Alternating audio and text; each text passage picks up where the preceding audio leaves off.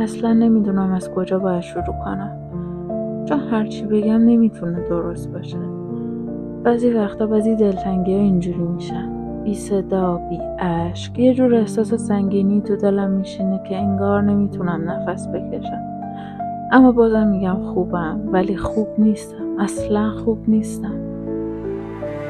هر روزی که میگذره یه چیزی رو کم دارم. هیچ وقت منتظرت نبودم، نه واقعا منتظرت نبودم، چون هیچ وقت نفهمیدم تو بودی یا نه. ولی نبودنت نمیدونم مثل یه حفره است، یه شکاف عمیق که با هیچ چیزی پر نمیشه، نه لبخندای مصنوعی، نه زمان، نه فاصله‌ای که بینمونه.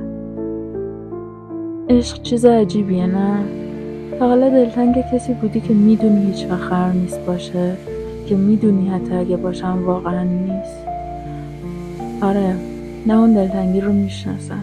یه زمانی فکر میکردم عشق یه زخمه، میدونی، فکر میکردم هرچی زمان بگذره خوب میشه، کم رنگ میشه.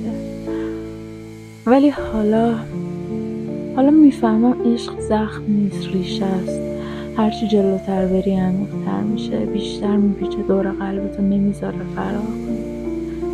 حس میکنم شاید عاشق نبودنت شدم، عاشق این که همیشه یه چیزی کم بود، عاشق این که هیچ وقت نمیتونستم تمامش رو داشته باشم.